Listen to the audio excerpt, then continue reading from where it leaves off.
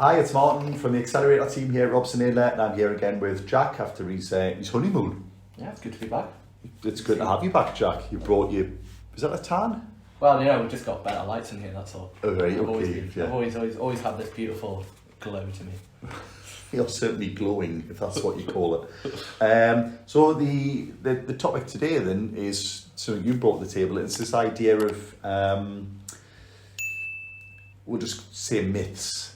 Financial myths. Financial myths, yeah. And mistruths and things like that. And yeah, there's this. It's when I've been away, I've been reading a lot of stuff, and just some things just really get my goat, and I just feel like we need to get them out there and just vent about them a bit. Maybe it's going to be a bit cathartic for the pair of us, where we can. Well, we'll see. It might not be very good listening, but we'll see what we get. I mean, to be honest, the thing that I have a massive bugbear about is the quality of financial reporting, for instance. Mm-hmm.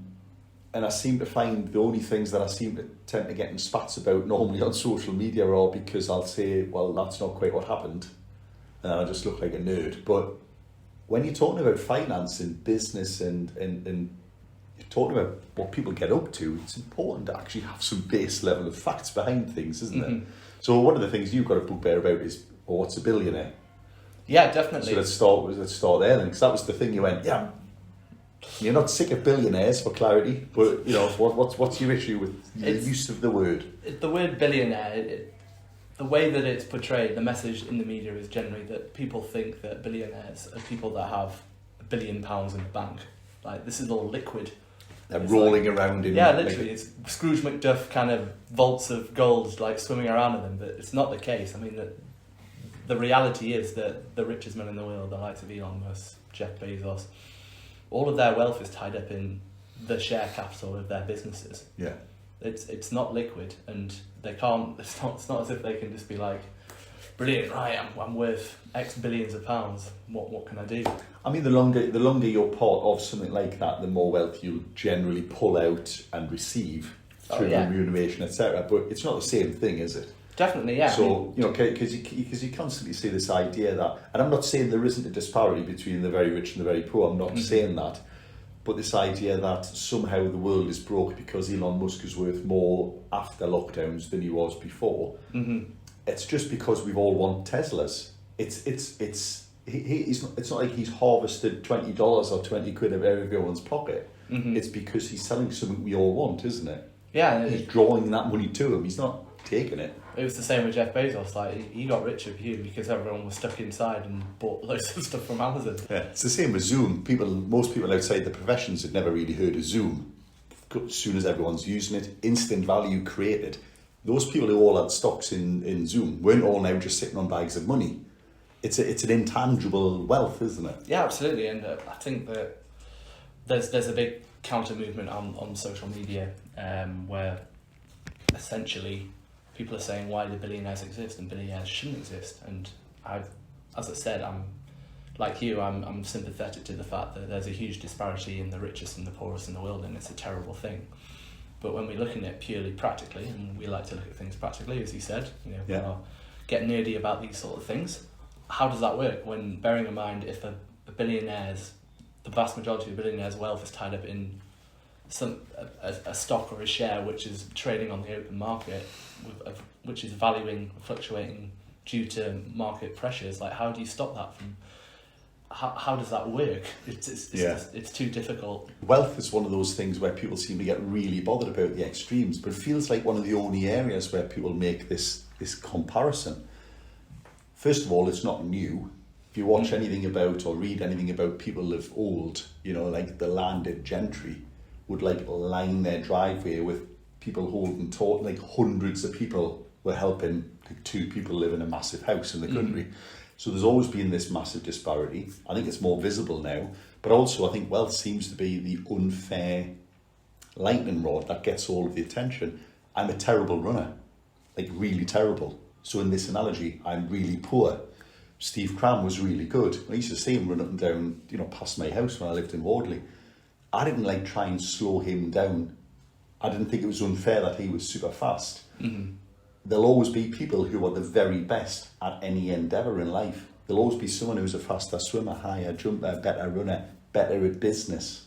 And it just so happens that in consumer capitalist society, we attribute wealth to the people who are good at things like business. Mm-hmm. It's not that they're doing anything wrong. They haven't necessarily done anything immoral, or they're just better at it, aren't they? Or some people are put in more privileged positions. And again, I get that. Yeah, if you start, it's like the old. I started with nothing. A former president who got 100 million quid or whatever. Yeah, there's nothing and then nothing. I get that. Yeah. Mm-hmm. But yeah, so it's quite interesting, because also arguably without these people doing these things, there's one of the criticisms of Bezos, Branson, and Musk are it's just rich people flying around in space. Well, yeah, but if you subscribe to Elon's idea that we need to get off the planet at some point, it would be nice to have a planet B. Mm-hmm. Well, who's going to spend that money and that time trying to make that? Now, you might disagree with that, but a more practical one is, because Teslas are so appealing to so many, the change from fossil transportation to electric has surely been massively sped up because of that very billionaire playing with these electric cars. Yeah, I mean, and put it on its head, like, what would you say if the UK government said that they were going to be putting billions of pounds into some vanity project, like trying to get into space? Something risky. You go, don't spend my money. Yeah, spend exactly. Let someone else do it. Let them spend their own money. Yeah. And it's the innovation cycle that goes alongside it. Like, yes, I mean, this is somewhat of a vanity project at the moment, but there is going to be some phenomenal technology that's going to come, which is going to have proper practical uses, which is ultimately it's going to become more affordable, and we're going to see that with Tesla. Their first trench of electric cars are expensive by anyone's reckoning, but it means that there's going to be innovation, there's going to be cost improvements, efficiencies, which ultimately are going to make these things more affordable for everyone. Yeah, I actually think you need rich people who are happy to be parted of that money, because we wouldn't all have flat screen TVs if no one built those first 20 grand flat screen TVs, would they? No, yeah, I mean, we see you that. need some idiot to be parted of 20 grand for a TV, don't you? Yeah, absolutely, and they need to be. Otherwise, nobody would have made them. That's the point. Mm-hmm. Yeah, it's not like there was a way to do it cheaply. No one would have made it. Mm-hmm. Yeah, you need people that are forward-thinking, innovative, and are willing to make those first steps into the unknown. We sound like horrible capitalists here, mind you, Jack. Yeah. I think I'm more of a realist, to be honest. I think there'll always be people who do better at things, and whilst I'm happy for there to be a handicap to some degree, I don't think we should put too much restriction on it. Yeah, and the reason why I talk about it is that I feel like there's a very oversimplistic way of how these rich people are seen as. I mean, it's often a little bit unfair on them, where there's a lot of things they can probably do better, but there's also a lot of things which are out of their control, which I feel like they're quite an easy target for people when they don't necessarily get the full information on how that £1 billion actually looks. So what I think people miss as well is just to move on probably after this thing, is I think a lot of people forget that everyone out there in business is actually achieving, striving to be like these very people. Mm-hmm. Yeah. And if there was no reward for that effort, you got to be really careful about taking away people's purpose, reasoning. Yeah. And I know there's another argument where you say, well, yeah, surely no one should be left behind, and I get that. Yeah. And I'm not arguing for leaving people, behind, but we're kind of drifting into pretty big philosophical questions. So let's wind it back. So the other thing though you mentioned as well is this idea that millionaires, another word bandied around. When I were a lad, millionaire was like people who had the resources and the ability to do things that normal people couldn't. Yeah. It wasn't just that you had a property portfolio with a gross value of £1 million, but you owed 900 grand on it. Well, that's, you're not a millionaire there, are you?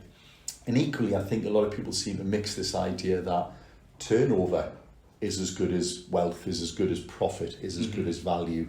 And that's just not the case, is it? Yeah, well, the one thing that we do, like with our clients, is we hammer home the idea that the company and the individual are separate, although there is the joining right where you're a shareholder of a company. But ultimately, the value of the business doesn't correlate to your own personal value. And there's a lot of lazy journalism going on where you see kind of some sensationalist headline where ex-homeless person's now worth £4 million or something, and you go, oh, that's brilliant. You read the article and it's like, oh, it's company turnover £4 million. It's like, well, it might have been no profit. Yeah, at exactly. all. You could have a worthless company, but yeah. Yeah, but he's technically a millionaire, and it's just like that. Those sort of examples are not very good for people looking in and going like, oh, is that what a millionaire is? For people interested in financial literacy, it is a very misleading. And I get the expediency and the clickbait kind of society we're in, where people just want you to have a reason to read it. But I think the problem is it gives people a false idea of what success is as well, doesn't it? Yeah, and then suddenly this poor guy might be getting attacked on social media saying, oh, you're rich so-and-so. Suddenly everyone's asking for money. He's just like, I haven't got any money. I haven't got any money. I'm just doing 90-hour weeks. Yeah, I'm absolutely knackered here.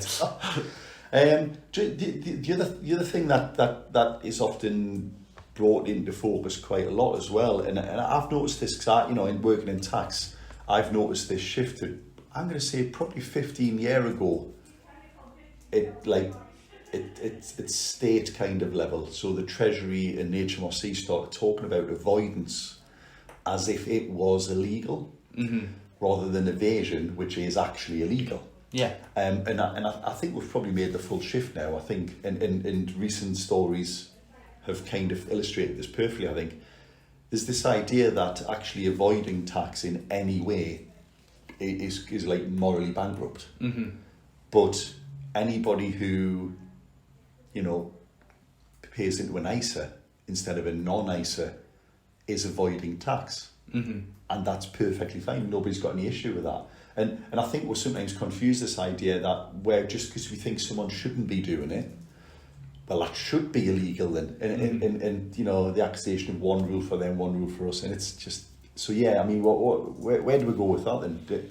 Yeah, it's an interesting one. I've seen some of your LinkedIn posts where you basically called people out and went like, well, how many of you have actually overpaid your personal tax bill over the past 3 years? Well, yeah, because nobody does. Yeah, nobody does. It's like people should pay more tax. Well, how much can you afford to pay more? And did you do it? Well, I could pay more, but did you do it? Yeah. Of course you didn't, because people don't do it. People pay the right tax. Some people are illegally avoiding, even I did it, legally evading tax. I thought you were about to make a massive announcement onto the podcast. I've got a confession. No, but I'm saying I'm even mixing the words up now. It's become so, they're so interchangeable now. People just, even I mix the words up. But this idea that you've got people who are avoiding tax using legislative kind of matters, completely within the law, declaring everything the way they should, and somehow that is against the moral fabric of the country, when most people don't realise that a lot of the stuff they do is exactly the same. It almost borders on, I want to say jealousy, but it's like, oh well, yeah, but they've got loads of money. It's like, yeah, but you can't argue one rule for them and us if you're not going to have the same rules. It's just, yeah, they're wealthier, so they've maybe got access to better advice and more incentive to try and do these things, but anyone could do them. And I just, that's the challenge. Yeah, I mean, in reality, there's a lot of the tax planning stuff that these companies do, these large companies do, are probably not, I'm saying probably because I'm not party to their corporation tax computations or anything, but it's nothing different from your standard limited company. There's going to be capital allowances, there might be some R&D stuff, there's going to be pension contributions. It's just the fact that it's a large company that's going to stack up as well. There may be some other more complex stuff, which a lot of smaller companies won't have the need for or wouldn't be able to do because of going to be dealing with international subsidiaries, etc., stuff like that. And ultimately, as we said, we've kind of nailed the point, is that we can't confuse legality with morality. Yeah. Morality drives public policy, which changes the rules that define legality. So if we're not happy, we need to make our voices heard, not to punish the companies or the people, but to bring our weight to the voting system, to say, well, we want to vote people in who are going to do things to increase the tax burden. I mean, ironically, we've got the highest tax burden we've had in like 70 or 80 years. So I'm not quite sure how much more tax people want to pay, but of course it's always other people. I don't want to pay any more, but can you pay some more, Jack? That would be great. I think I've got a few quid down the line. I mean, politically, we've had issues very recently with, you know, Rishi Sunak's wife, who all of a sudden seems to have lost her individuality. I thought we'd given up on this whole idea of women being owned by their husbands many years ago, but apparently Rishi is responsible for his wife now, who was, of course, you know, non-domicile. And there was, you know, I saw some guy on LinkedIn saying, yeah, well, what about all these offshore workers working out of Glasgow? It's like, well, if you're Indian domicile and you've got Indian income that you don't bring to the UK, you've got exactly the same rules. Yeah. But you're not. You're a UK citizen with a UK domicile working in the UK, you know, it's like, well, but that's why it's different. She hasn't done anything unusual there. It's just, you know, we at Robson Hill have got probably about, you know, 3 or 4 dozen clients who are non-domicile and do the same thing exactly. You know, and just to show this is a party issue, you know, Ed Miliband came in for loads of stick years ago when they varied their parents' will. It's a legal thing that anyone can do. It wasn't like, how dare Red Ed, you know, there was tombstones and all kinds in the press, you know, he got slated for the poor guy. For no reason. He did something that any good solicitor should tell anyone whose parents die, where there was a catastrophic failure, which you can legally do something about, you know. And a lot of these things are in for good reason as well, you know, so less known is that, you know, the special rules for people like visiting sports stars. Usain Bolt wouldn't come and spend 8 weeks in 2012, you know, prepping for the Olympics and doing the Olympics. If he was going to pay tax on his worldwide income, he would just go, I'll not come. See, there's always a reason behind these things. Tax isn't binary. Yeah, I mean, it's a very complex thing, you know. And I suppose, like, for the layman, they'll be going like, well, why do non-doms exist, for example? And that's exactly one of the reasons there. It's like, you can't just package everything into one neat little, you know, space, and everything's different. There needs to be different situations, because, yeah, as you said, like, if the non-dom stuff stopped happening, and then you had international footballers coming over playing, you know, even like who play for teams within the EU coming over to the Champions League, so they're playing. Some Messi plays at Old Trafford or whatever. It's like, oh, we're going to tax you on it. I think, well, I'll just not come then. Yeah, and then suddenly that will be a huge issue. So it's not a case. This isn't an easy political thing. I'm not defending millionaire footballers here, mind you. I realise we're on a hiding and nothing here, Jack. We're not made a very good argument for the people here, are we? No, well, it's fair to say we would always like to see successful people pay more tax. I think the interesting thing about the you know, the non-domicile issue is all income is taxed, and if that income from India had been brought to the UK, it would have been taxed here, but it wasn't. It was left in India and taxed in India. Now, in a weird perverse argument, there's like, oh, we're forcing that tax to be paid here instead of India. Well, is that not a bad thing? To then say, well, we don't care, we're a first world country, we should tax all income. So, well, hold on, you're taking tax out of the pockets of a third or developing country. It's like, well, where does that sit morally? I'm not sure that is any morally stronger, is it? No. It's like, well, we just want the tax, tough. It's like, but it was wealth generated in India and kept in India. Why would we get any tax on it? Doesn't make any sense. Yeah, that's an important point to make. And again, these details get lost in translation when the story comes out. The headline is that they're avoiding tax, and they'll take the amount of income that was in India, they'll tax it by the top rate of tax. This is how much tax. Just assume that's how much tax was lost. Yeah, and it's just like, well, what was that based on? It's quite funny, you know, because you see the rich list. The Times publish a rich list. And it's like, you know, I think Ed Sheeran's normally up there as famous people who pay a lot of tax, and the lady who runs, I want to say Bet365 or something like that, so like, pays loads of tax. You know, we've borderline got some clients who, you know, pay similar levels of tax to these people, but they're just not like, they're not, for want of a better word, bragging about the amount of tax they've paid. And obviously they're not on people's radars because nobody cares how much the local business around the corner is paying in tax. It's not a story, is it? No. So to forget that, still, you know, of all the tax paid, the massive majority still comes from very few people, very few corporations. I think that's often overlooked. And that's why it's a lot of these people are doing tax planning as well. So it's never as simple as straightforward as let's increase the top rate of tax. Because we have our clients here that are ultimately they stay within the basic rate band. Like that is their tax remuneration strategy. So if you increase the higher rate or the higher rate of taxes, go, well, I'll make sure that I don't declare earnings over that. I mean, we have got a client who, and viewers might not like, or listeners might not like this, but we've got a client who, when the 50% rate came in years ago, said, I will never pay 50%. So purposely has restricted their income to never pay any 50% tax. Yeah. They can afford to do that. They've left all of their money in their company, and they have paid significantly less tax. And they've just kind of went, well, we'll never pay more than 40% tax on income. And they've done it. And that's, this is a person who was paying, as a family, they were paying £2 million a year in income tax. They haven't had the income, though. Yeah. They're not defrauding anything. They're just choosing not to take the money out of the business. Yeah. And they were settled. They were happy to pay 40% on everything. And you'll probably see that the likes of Bezos and Elon Musk, there's probably people in their companies that get paid more to them on paper. Yeah. They'll be taking a higher salary than them. I don't know about the dividends and stuff, but certainly in terms of salary, they probably won't be the highest earners in that sense. Yeah. And it's similar. Even you scale it down to the clients that we deal with. There's those people that are on that tax remuneration strategy that we discussed. They've probably got people underneath them that are on significantly higher earnings technically, but it's not always about that necessarily. Let's move on to altogether more mundane things then, Jack. Yes. Because there's a lot of other areas where people get very carried away.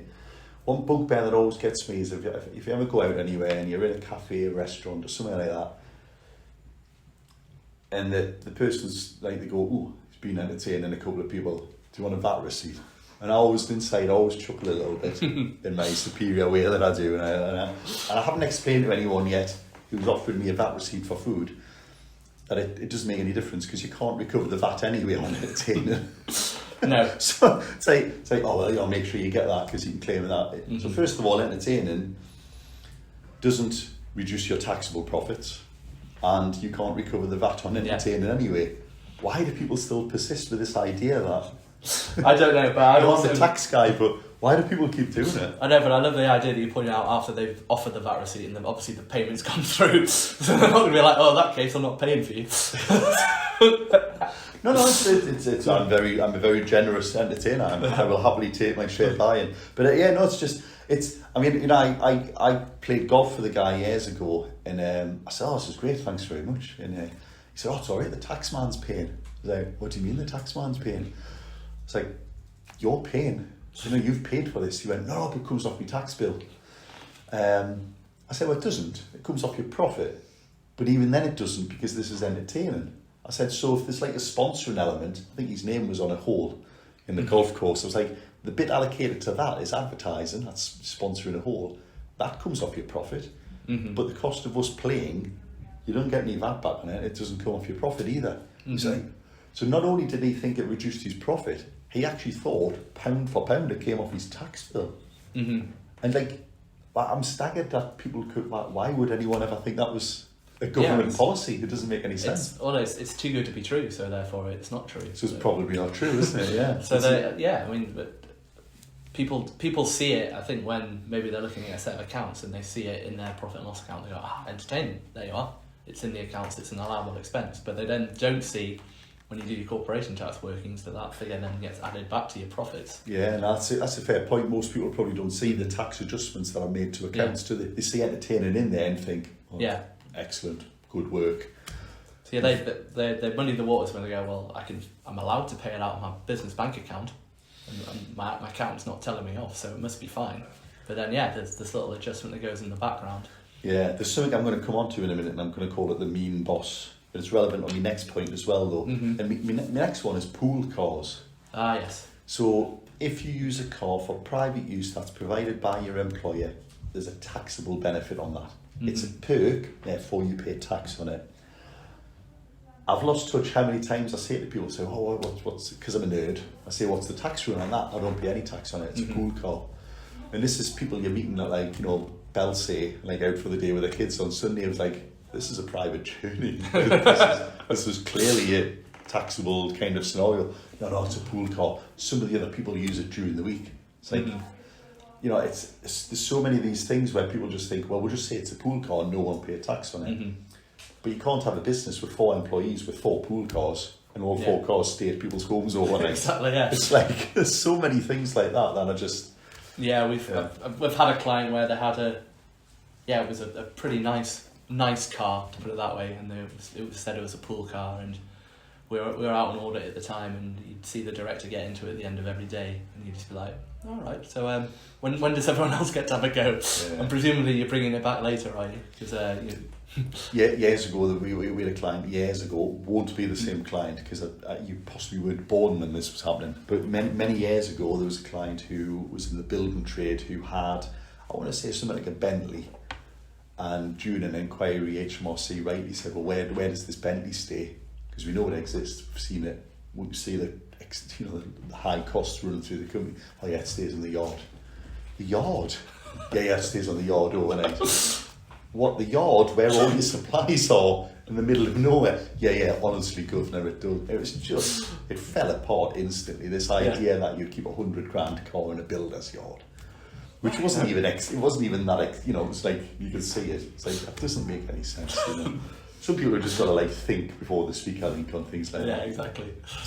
And the reason I came on to mean boss before is, I think with a lot of these things, so pool car, what would a mean boss do? So a mean boss would decide what a pool car is used for, wouldn't they? Yeah. By mean boss, I mean someone who doesn't let you get away with stuff.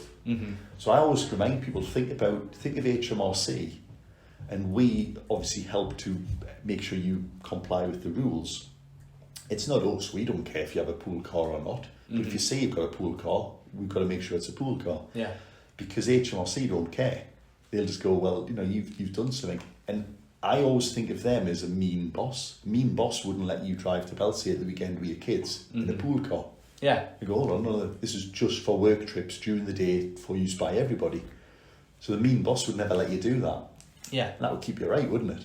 You wouldn't do anything a mean boss wouldn't let you do. You're probably not far off from the rules. Yeah.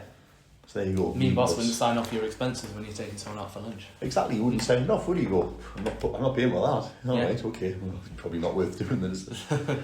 The next thing as well is, and this came up today actually, gifts. People give things away and often don't realise there's quite a lot of tax implications. So I was speaking to someone this morning who, as part of a separation, they had 2 properties that were jointly owned, and they're going to do a swap of the equity in each house, so they then have 2 independently owned properties. And so, don't forget, there's tax implications there. Like, oh, I don't think so. They're gifts. I was like, well, first of all, they're not gifts. You're giving me £100,000 worth of house, and I'm giving you £100,000 worth of house. Therefore, we're not giving. If anything, it's a swap. Yeah. But the value of the gift, for want of a better way to put it, is £100,000, isn't it? So there's stamp duty and there's capital gains tax, and they were absolutely flabbergasted. It's like, oh, that doesn't make any sense. So again, I think there's a lot of people think, well, there has to be money changing hands for there to be a tax point. Again, that's just not the case, is it? Yeah, and we see it a lot with probably with family businesses as well. Yeah. So I'm just going to give them my shares, and they go, well, okay, well there's obviously going to be a tax implications here, and they go, well, no, because it's going to be I'm going to give it them for nothing. I'm giving them, yeah. Well, we know you're giving them. We get that, but there's rules that prevent you from doing things like that. And the logic is so people say to me, well, why can't you give stuff away? And the point is that inheritance tax is the value of your estate at death. If you were allowed to just give everything away without tax, that would be the easiest way in the world to get out of inheritance tax. Yeah. So to stop you just giving everything away the day before your last breath, give me a pen. You kind of just sign everything away the day before. They've got rules to prevent you doing that. Part of those rules are if you give something away, that's a transfer of value movement is taxed. Yeah. So there's just a lot of stuff like that. But I also see a lot of people mislabeling things as well. So, there's 7 key areas of tax that apply to people. And I see people say, a classic one is, my parents gave me their house because we don't want the local authority to get it, which if anything is probably just as immoral as not paying tax, I would imagine, but we'll not touch it because it's socially acceptable immoral, if that makes sense. It's so it's socially moral immoral, but anyway, you're avoiding something just the same. And then they go, oh, but it's all right, it was more than 7 years ago. It's like, 7 years? Where does the local authority say, well, as long as it was 7 years ago, we know you didn't jib us? You don't. 7 years is an inheritance tax thing for gifts before death. But I think a lot of people just like mix the rules between the taxes and just have at it, don't they? Or they just forget that actually more than one tax is in play at any one time. So they'll go, well, that means I'm going to save on income tax. Going, no, but what about capital gains? What about an inheritance tax? Maybe there's some VAT to consider here. And they're going, oh God, actually. And again, it comes back to that, if it's too good to be true, like, I'm not going to be paying any income on tax. And that's like, probably because you haven't thought about what the capital gains implications of that transaction is. Well, it's funny because this house swap, there's capital gains tax, there's stamp duty, land tax, and inheritance tax, because actually they're not at the same value. So there's one person will be worth less and one will be worth more after the deal. So that's a transfer value. There's the capital gains on the uplift for the time they've been jointly held, and then the stamp duty on the consideration. So there's 3 taxes there, none of which were even on the radar. Plus, because it's a divorce, there's different rules pre and post separation for divorced people as well. And again, none of this was like, I didn't know any of this. I just thought it was a transfer form. And this person thought, well, it's a gift. Why would there possibly be? And the problem is HMRC don't care. They're the mean boss, remember. They'll just turn it and go, hold on, we've spotted the land registry. There was a couple of movements there. Why didn't you tell us? Oh, it was a gift. It was a gift. He just gave a house away. That's very careful. Oh no, well, they gave me a house. Also, it wasn't a gift. Yeah. That's handy because we've now got 2 or 3 taxes at play. And HMRC don't care. They apply the rules in a fairly black and white way, you know. You've done it, we're going to have it. So it's, I don't know. We'll have to call this the soapbox episode, perhaps. Yeah, well, I don't think, as you said, I don't think we come out of this very well in terms of we look like our common touch is possibly being lost. Anyway, should we show everyone our Elon Musk tattoos? But yeah, I mean, what's your takeaway from this then, Jack? Because people, you know, anybody who's watched The Social Dilemma on Netflix, not The Social Network, but pretty canny film, The Social Dilemma, should know that they're in an echo chamber. And I'm not going to debate whether they exist or not. This film very adequately sets out how you are in an echo chamber if you're on any social media. Yeah. You've also got unconscious bias. You've also got the fact that you inherit, I'll say, behaviours and patterns from your parents. If your family's always been a Toon fan, you support the Toon. Doesn't matter where you know, it's like, don't come back if you don't support the Toon. And that happens with political parties quite often as well. So a lot of people often are just kind of being carried along their information kind of journey. How do people break that then? I suppose, I mean, I was listening to the most recent Stephen Bartlett podcast with Piers Morgan, and he was saying essentially that I deliberately follow people on Twitter who I don't agree with, because he's like, you have to almost consciously break that echo chamber where I think essentially you just need to understand what other people are thinking and you don't necessarily agree with, and I suppose that's the point. Is like, there's no harm in having a debate or being able to actually seeing what the other side is saying, because I mean, it doesn't hurt anyone, does it, at the end of the day? Well, it will be people's opinions are just why? How can that hurt you? You could be offended by them, fine, but that's not the same as hurt, is it? No, not at all. And you never know. Sometimes you might just change your mind. Exactly, yeah, and that you need to be challenged on some of these entrenched views that you've got, that you've inherited, that you've never really questioned before. You always need to be thinking about these things. And I suppose ultimately the takeaway from this for me is just I suppose just understanding that stuff isn't always as clear as it seems, and maybe fully understanding kind of questioning, I suppose. I don't even know what I'm going to say. Lots to go there. But beyond the headline.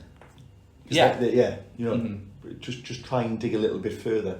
The news annoys me at the moment because you can get all of the news by basically going to the BBC and reading just what you can see on the first screen, because there's no more information often when you go into the full story. It's the same quote 9 times. Same with the news. You watch like, and coming on, next we've got Jack who's going to tell you about how this homeless millionaire. Oh yeah, I'm Jack. I'm going to tell you about this homeless millionaire. Hi, homeless millionaire. Tell us about how you are now a homeless. It's like there's no new information in any of those exchanges. Yeah, you just need to try and like read a bit deeper into things, don't you? Yeah, my favourite one is the Twitter. When someone reports on someone that said something on Twitter, and there'll be a picture of the actual the message on Twitter, and then they will then write out a quote where he's like, "Well, I've already seen that." Yeah. You just that was just another paragraph that I didn't need to read. You just repeated their thing. Yeah. But I think I think we're all party into a society that's trying to grab attention and headlines, and the better story is homeless guy is now multi-million business or whatever the hell the misquote is. That's worth reading, isn't it? The dull drudgery of real life.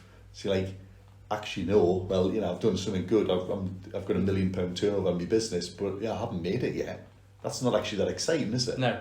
Nobody wants to read it's a long, hard slog, and you might never get there. Yeah. So they've got to dramatise it, otherwise you wouldn't. Click it. And I'm a sucker because every time it's on there, I'll read it and then I'll get more infuriated, going like, "Well, that's not factually correct." But the next time it's on there, I'll be looking at it again and going like, "Oh yeah, it's this exact same story."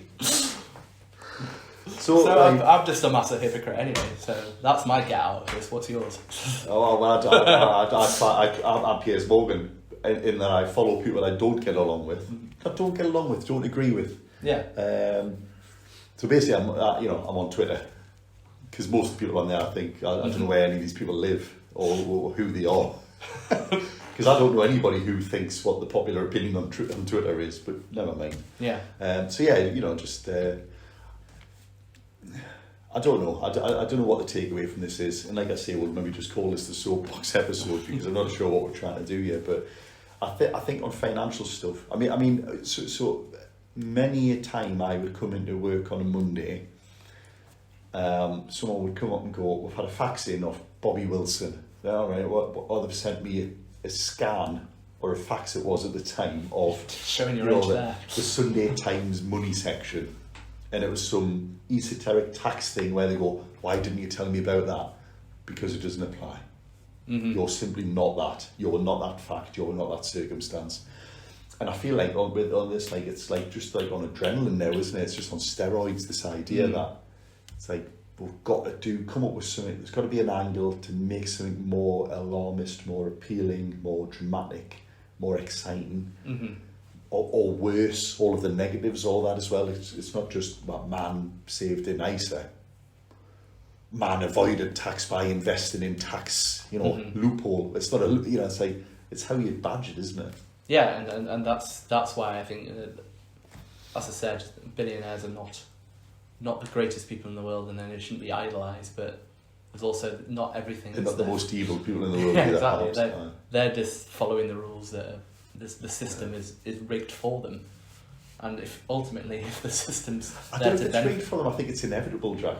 Yeah. Like I say, there'll always be Steve Crams. There'll always be people who find a way in any system, any structure, any hierarchy. There'll always be someone right at the front doing whatever it is better than everybody else. Yeah, and that's my point. It's ultimately there's the it's people not that it's rigged though. It's just that's any system. They are uniquely in a position where they can benefit from it and continue to benefit from it, and therefore it's, I suppose the old adage, "Don't hate the player, hate the game," almost applies.